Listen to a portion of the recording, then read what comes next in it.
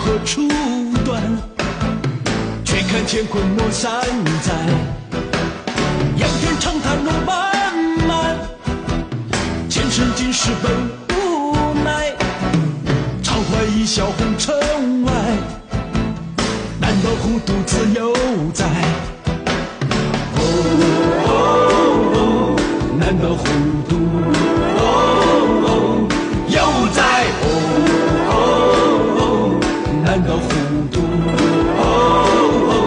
山在？又在山在？风花日月天地转，人间沧海成悲哀，是非恩怨何处断？却看乾坤莫山在，仰天长叹路漫漫，前生今世本无奈，常怀一笑红尘外，难道孤独自由在？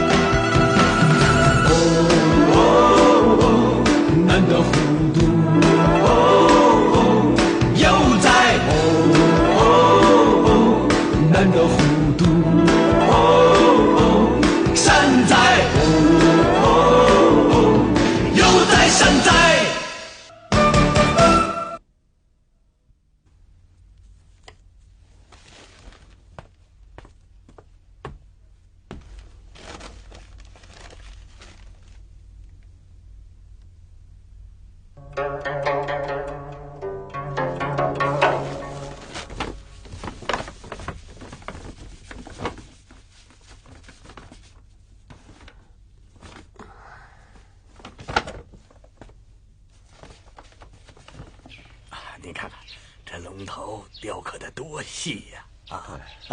你看这真是真品呐！是啊，你看一看。凌大人请。请。您看在这儿呢。凌大人，这是静心宅孟维阳孟老板，这是凌大人。哦，凌大人，各位大人。卢大人，今天我特地请来贵地金石书画大师前来鉴赏此物，想和大人们一同听听金石大师叫什么来着？叫东新。这次皇上阅览的画师名册就有他。东新者，金农也。金农？跟郑板桥闯荡京城的有他？正是那个金农。他行吗？林大人，这么说吧，他是这方面的高手。扬州城里鉴赏金石书画非他莫属啊。是啊。真是不错。马大人，马大人，大门外金农和郑板桥求见，快叫他们进来。有请金农郑板桥。请。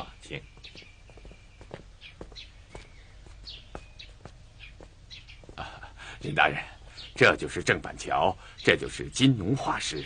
好，那就请看看吧。好。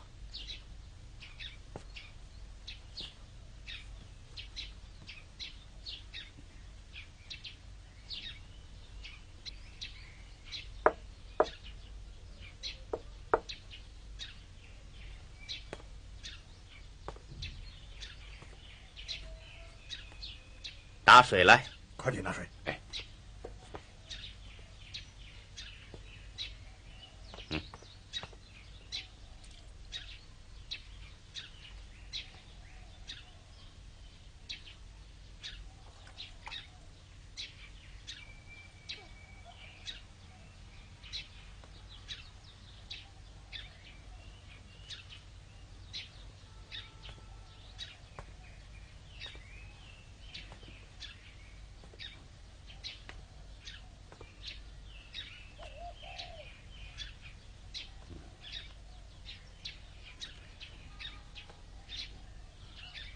好燕，好燕呐！此燕色黑透紫，扣生清朗，秀如麝香。此乃采自端州大溪洞深水之石中上品。看这儿，8只火眼排列有序，燕田中一股焦绿清脆。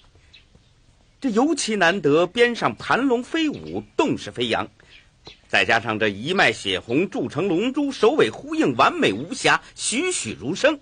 此乃绝世500年的盘龙端燕，为大唐制燕大家王天鹏耗时30年呕心之作。此燕乃燕中珍品之尊呐，好燕，好燕呐！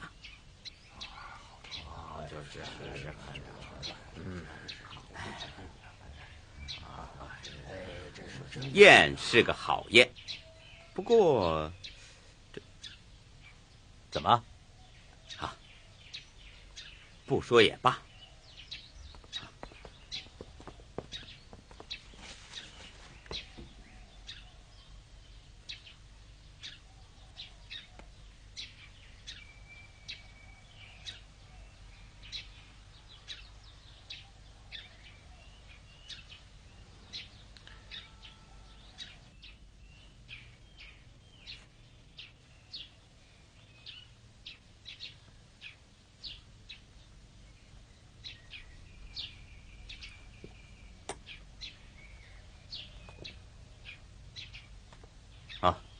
林大人，我和板桥该告辞了。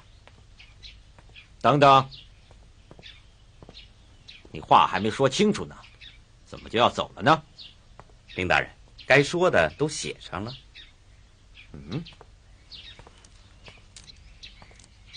我生天地闲物，动波之力作蝶，何苦着还人世？仁者不用分生别。此诗是何意呢？还是不说为好吧。既然金龙先生不愿说，板桥，你给解解。一定要解吗？一定要解。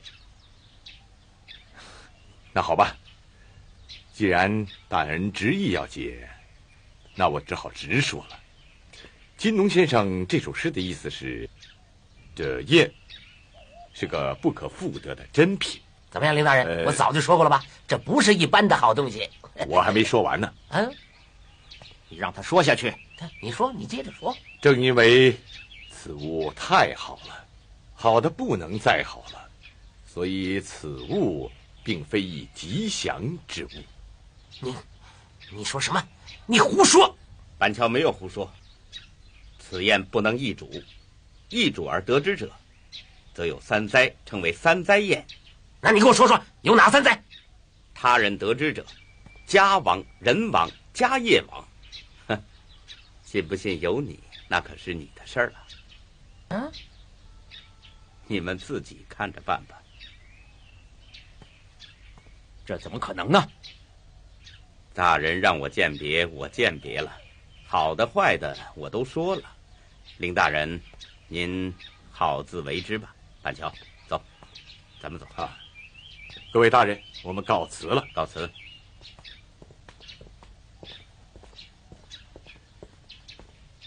请。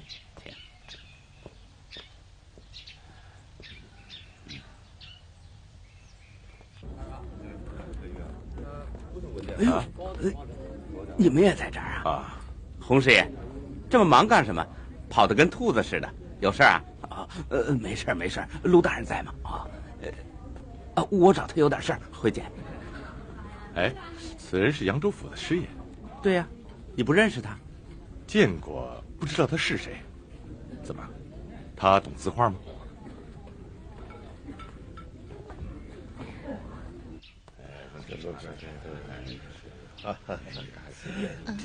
稀世珍宝啊！如此我等也真是宝也如啊！这将来巨燕城里何必稀世汉物啊！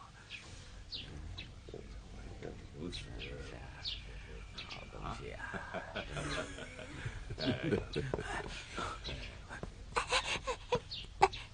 三姨太，你干嘛呢？哎呀，干什么呀，脏老头！对不起，我有紧急公务找卢大人。那不是吗？讨厌！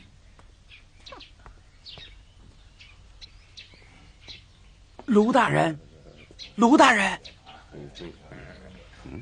卢大人，卢大人，那个人好像是来找你的。啊，是找我的。是洪师爷，你怎么找到这儿来了？奏折写好了吗？您跟我到这儿来。我问奏折写了吗？奏折没写，不是我不写，是这个案子要重新审了。为什么？罪犯找到了，这是证据。啊？是谁啊？是郑板桥。大人，大人，您怎么了？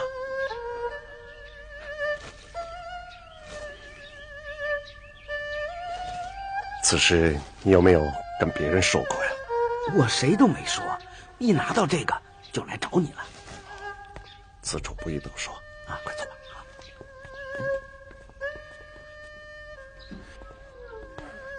进来。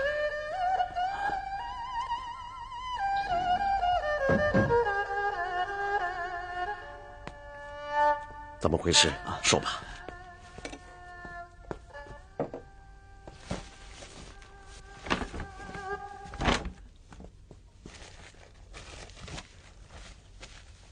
大人，您仔细看，这楷书是不是一样？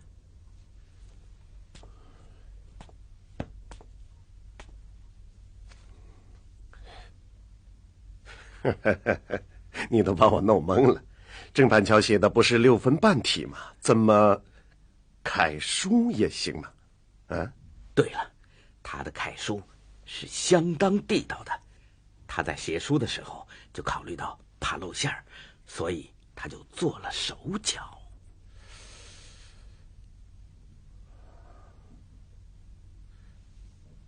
这事儿要慎重。楷书写得好的有的是，不能就这么肯定是郑板桥所为呀。大人，我是很慎重的。你看，这2个字，字体一样，可以重叠。懂书法的人都知道，同是楷书，但谁就是谁，笔随人走，笔锋豪迈，以气取人。这就是郑板桥书法的个性，谁也学不去的。更何况他不是在刻意装模下写出的东西。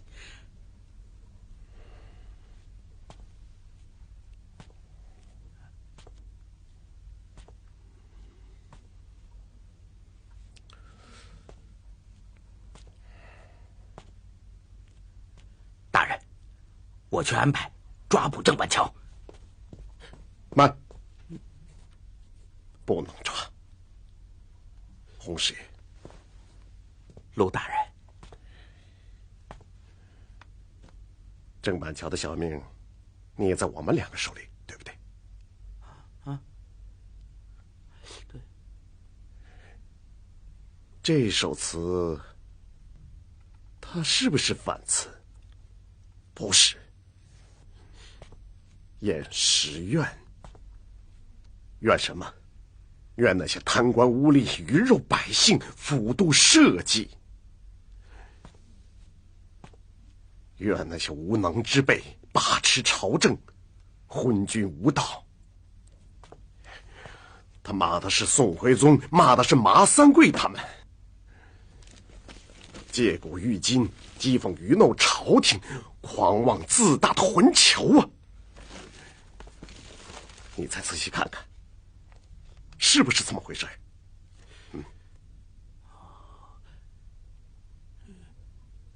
是这么回事，我怎么就没想到呢？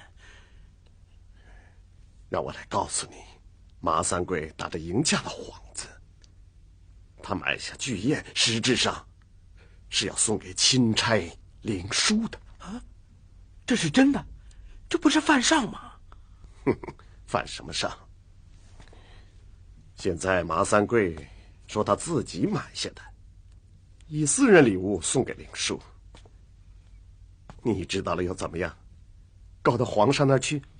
妈的，太张狂了！我再告诉你，我查了一下账，马三贵为了运这块大堰石所动用的官银，那就是上万两啊，全都转在银架这个砖块上挪用的。运这块大堰石还死了3个劳役，善后的事情，不了了之。郑板桥是触景有所思，才写下了这首词。他说的句句都在理儿上。这是为我们扬州人民说话，也是为大清社稷着急呀！大人，不要打断我，听我把话说完。你我在府中共事多年了，谁有这个胆量能打开自己的大门，让人家看看我们的底细呢？他马三贵，还有那些贪官污吏们，敢吗？这样的人不骂谁呀？大人，您别说了，我明白您的意思了。杀死一个死囚，保住一个社稷忠良，就是犯了法，我卢某也自认了。大人上了公堂，小的我也跟着你，我和大人是一根绳上的蚂蚱呀。洪师爷，请受卢某一拜。大人，这使不得呀，大人。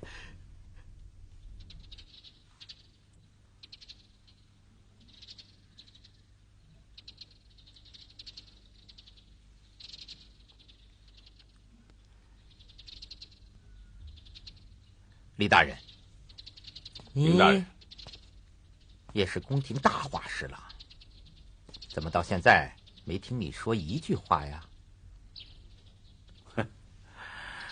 金农呢是金石大家，宫廷画院里的人都知道他。他说的没有错，这个巨砚是个不可多得的珍宝啊。哦，我不是问你这个，我是叫你说说。这巨砚，我能留下吗？林大人信得过我？好，那我就说，这个巨砚，要是你林大人自己用的话，那大人你自己做主就是了。要是献给皇上的话，那就另当别论了。此话怎讲？如果这个砚是您林大人自己留下，利害您自己便知。若要呈给皇上，那您就得将金农刚才写下的古砚变一并呈给皇上预览。皇上留与不留，那皇上自会有个说道，这与您林大人就没有什么干系了。大人，什么三灾呀？我看这是要挟之说，大可不必相信。他们垂涎不得，这心里难受的不行，于是就愕然以悔之，让大人不安生啊。对，吴大人说的对，这些刁民的话不可信。马大人，我听说在搬运巨砚的时候死了3个人，我不知道这是人们的传说呀，还是确有此事啊？马大人，马大人，马大人，哎呦，林大人也在呀，我正要找您呢。什么事儿啊？这么大惊小怪的？哎呀，马大人，林大人，大事不好了！哎呀，出了大事了！那个杀头的反贼，他不是写反词的，他是铁匠铺的小铁匠。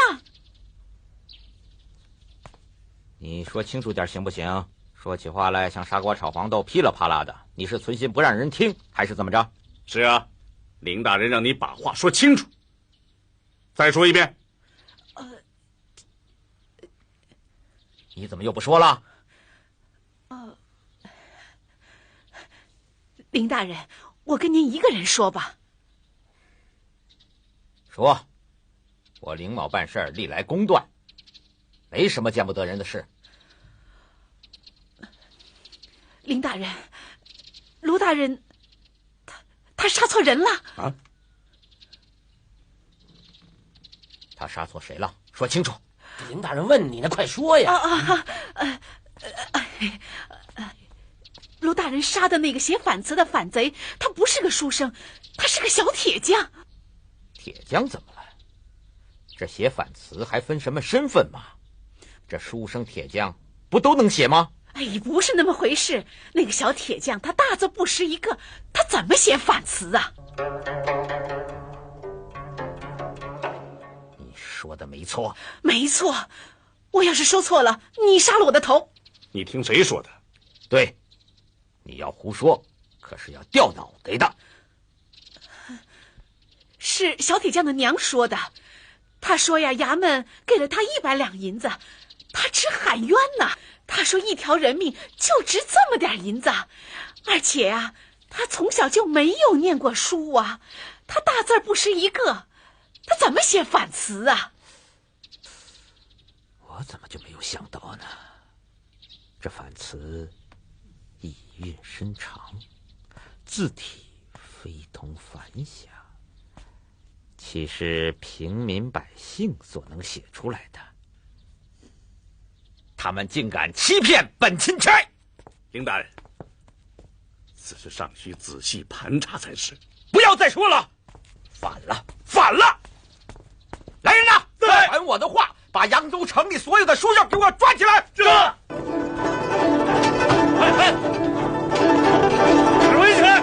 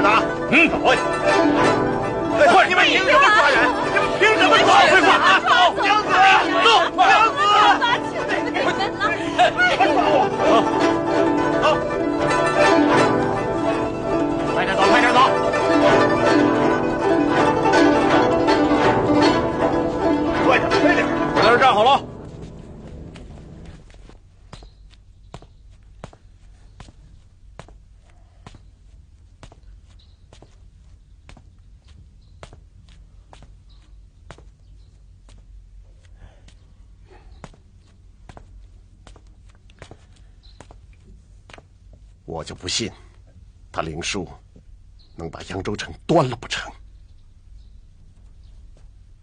大人，全城的书生都给抓来了。哦，我得去看看。哎，大人，您看，全是林大人派来的御林军。大人，钦差有令，任何人不准离开扬州府衙。那我是被软禁了。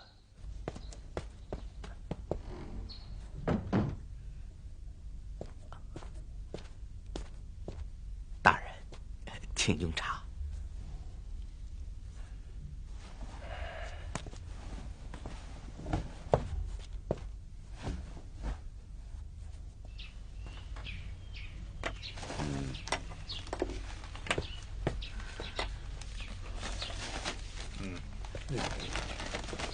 大人，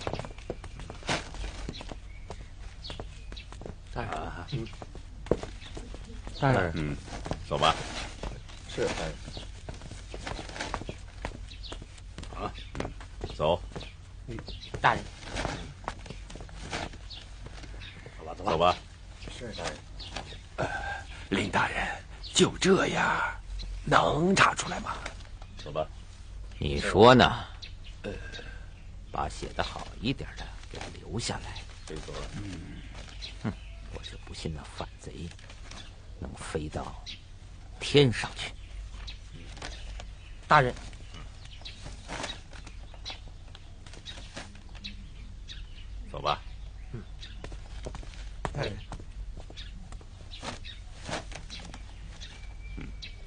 可以走了。大人，走吧。走吧。哎，你们再换一批人。哎，你们几个，来，快过来，快点，快点，快点！好了，你们站着吧。好，好，好，你们都听好了。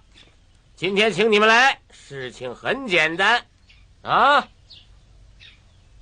用你们平时自己写书法的书写体写一句话，写什么呢？你们看好了啊！宋徽宗独宠花石纲，啊，写完以后呢，交到李大人和吴子坤先生手里，你们就可以回家了。看好了，好，赶紧写吧。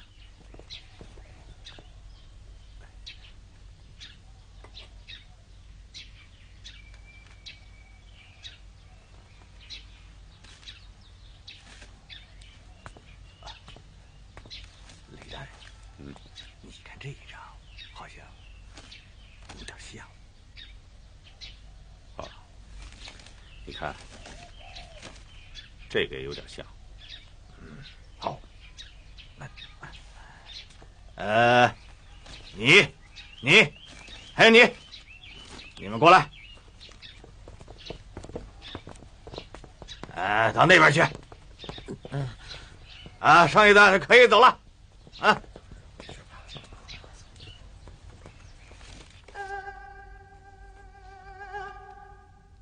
大人，小的有句话，不知当说不当说啊。都什么时候了，有好主意还不快快说？大人，您为了保证板桥，却招来了满城大祸，这样做值不值得呀？你说什么？那交出郑板桥，那我卢亚玉又算什么？不成了千古罪人吗？这倒好，扬州城为此劫难一场，您不还是千古罪人吗？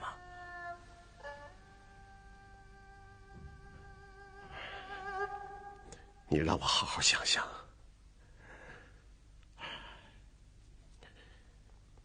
我现在的脑子特别乱。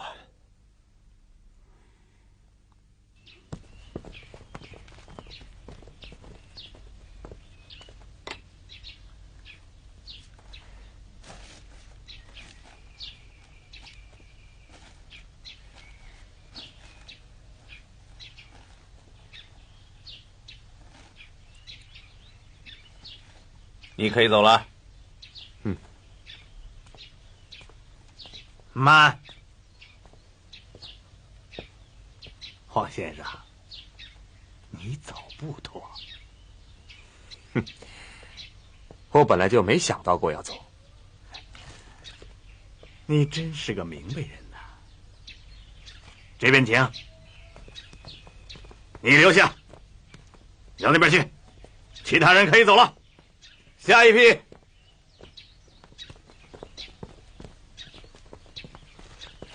快点！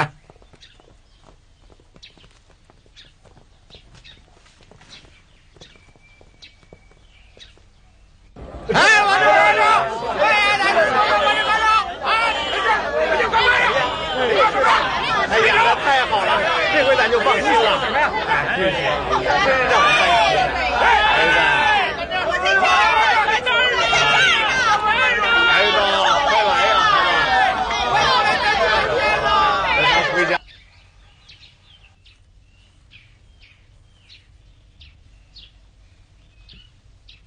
高翔，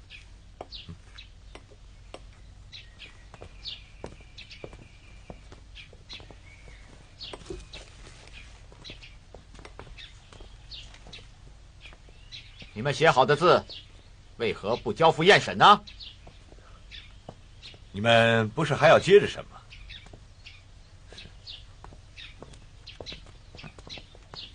好一个明白人！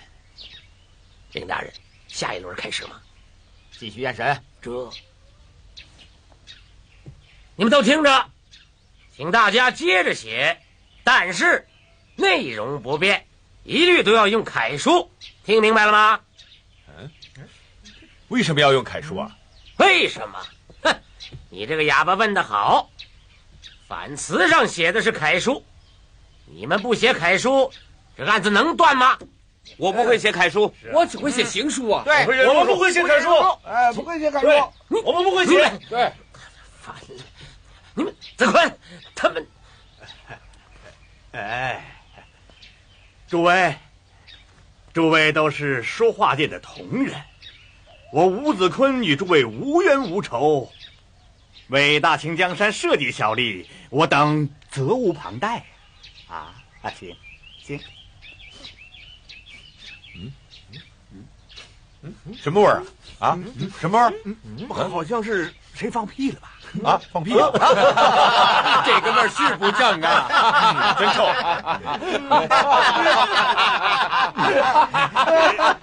岂有此理！笑！谁在笑？重打50大板！马大人，没事啊？继续开始啊！林大人，他们都说不会写楷书，说他们。马大人，你别说了，我来说。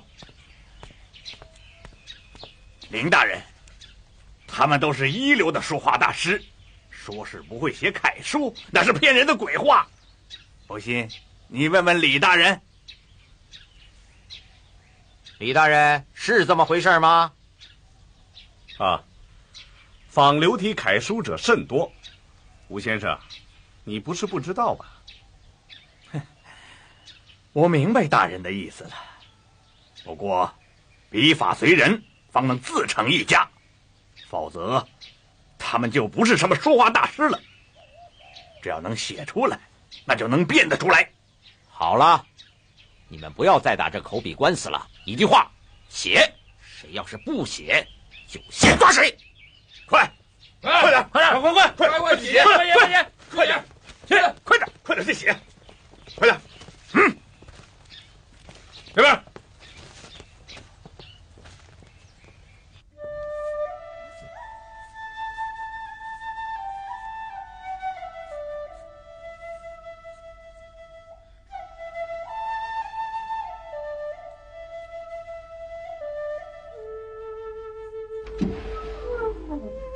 梅子妹妹在干什么呢？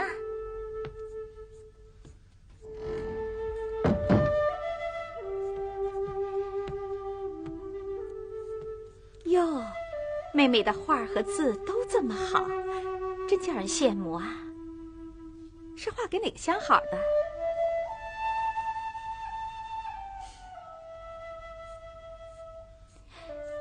哎呦，梅子的楷书也写得这么好。哦，哎，我跟你说啊，林大人正在查找会写楷书的人，你怎么没给抓进去啊？那你去告我好了。我这不是跟你开个玩笑吗？你就这么当真啊？你找我有什么事儿？我想，妹妹教我画画好不好？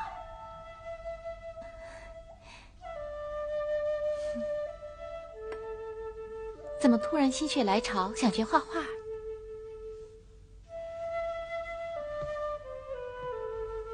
你有那手哄男人的功夫，不就什么都有了吗？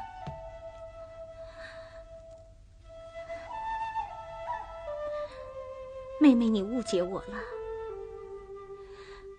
那些玩我们的男人，有几个是真心的？怎么，在林大人那儿受了什么委屈？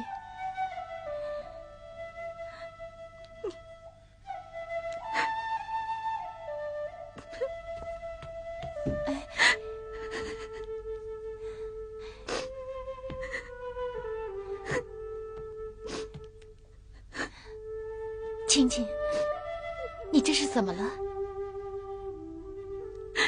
妹妹，你看，这是他掐的，他咬的啊！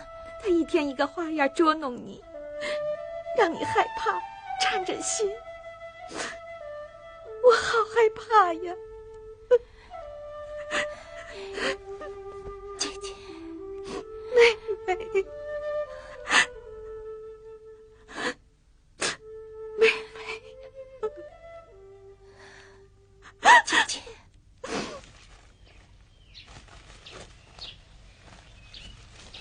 刁民，全是刁民，说是不会写，写出来却都是一个样。林大人，我早就跟你说过了，习练楷书必须流体。再说他差也差不了多少，要不然的话，怎么能叫大师呢？不要再说了，把他们都押起来，午后我亲自动刑。哼，我就不信没有不招供的。押起来，给我抓起来，抓起来，抓起来，抓起来，抓起来！别走，这边去，走。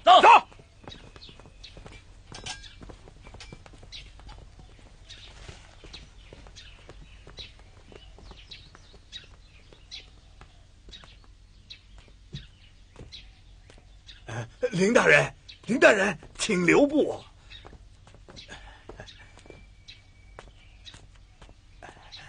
林大人，动刑拷问能否缓一缓？为什么？我想大人一定知道史可法死守扬州的历史。哦，不就是那个南明的兵部尚书史可法吗？你怎么好好的说起他？大人真是饱学，小民佩服啊。当年多铎带清兵20万攻打扬州，屠杀扬州城2万多人，可是没有一个扬州人投降啊。你跟我说这个是什么意思啊？我的意思是，动武不如动这个。我想起了一个人，在他身上打主意，那是准没错。谁？扬州知府身边的洪师爷。哦，你的意思是，他应该知道那个小铁匠是谁杀的？大人英明。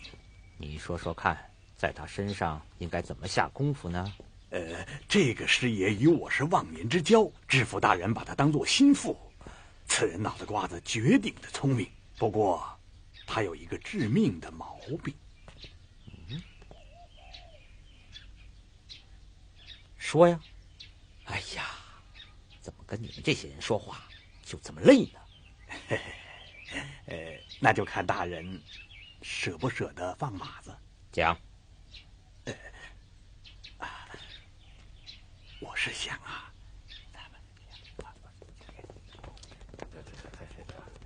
哎呦，马大人，请，您请。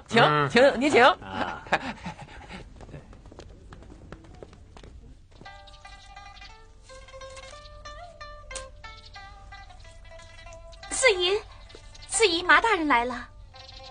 哎呦，您请，您请。哎呦，两位贵客呀，快请，快请，快请，里面请。星儿，上茶来了。哎呀，两位贵客，快请坐，请坐，请坐。四爷，哎，梅子和亲家都在吗？在。都这个时候了，谁还要使唤我的姑娘啊？这2个我都不会放出去。哎，喝茶，喝茶。行，喝茶。下去。是。哎，马大人，什么事儿啊？这么谨慎？林大人这2天劳累，想换换口味。哟，你把孝敬皇上的都给用了，我可变不出第3个来呀。皇上在这只不过住2、3个晚上，只要你不说，他就是活神仙也不知道这个呀。哎，对呀。你跟梅子说呀，就说是去唱曲儿，别让他有什么感觉。到了那儿，就是林大人说了算。明白。那另一个林大人玩腻了，是不是转给曹大人呢？不，曹大人他就靠后一步了。归谁使唤，这就用不着你多问了。带我去见何青青。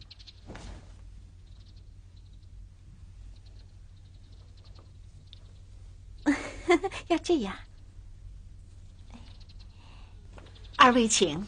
好啊，请。请。好。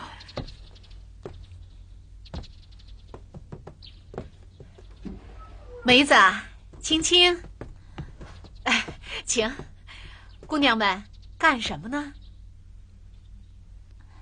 四姨有事吗？四爷，你把梅子带走，这儿没你的事儿了。好，梅子，跟我走。马大人。哎呀，这几日不见，梅子姑娘更有12分水色呀。四姨找我有事。走吧。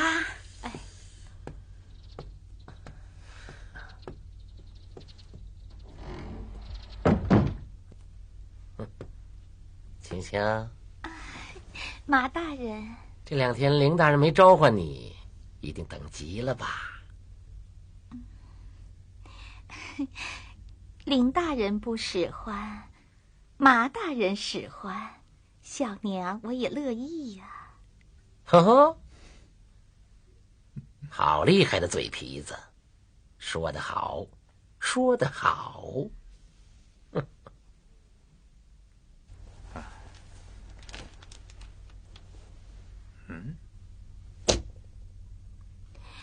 大人，你们这是干什么？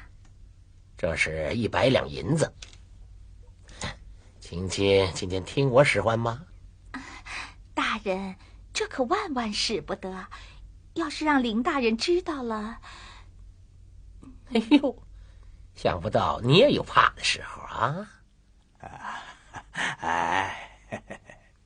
告诉你吧，这是林大人给你的，他要你办一件事情，事成了，他一定有重赏。大人说什么？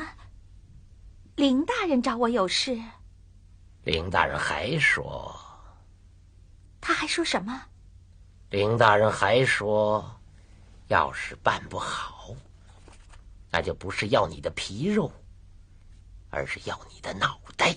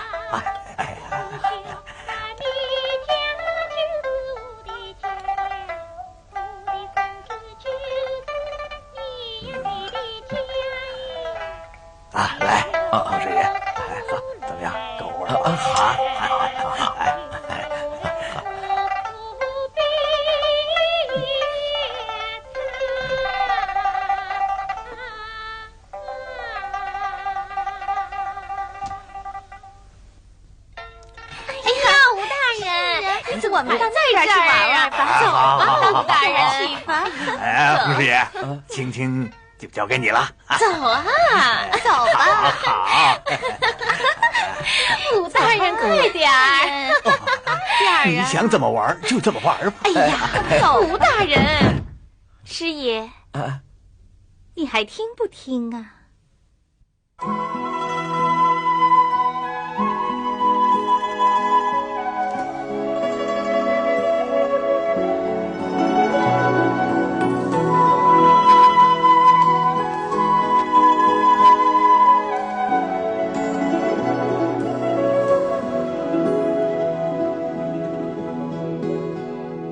相识本是缘分，相知不容易，何必在乎爱与恨？留下一段真情，彼此都拥有，天长地久才是真。相爱相随到老，陪伴度一生，岁岁月月情更深。经过多少坎坷艰辛的旅程，雨打风吹离分。今生难得有情人，能知我心的伤痕，抚平我忧郁的苦闷。今生难得有情人，给我快乐和安慰，让我陶醉不后悔。春去秋来有机会，珍惜永久的依偎。今生难得有情人，今生难得有情人。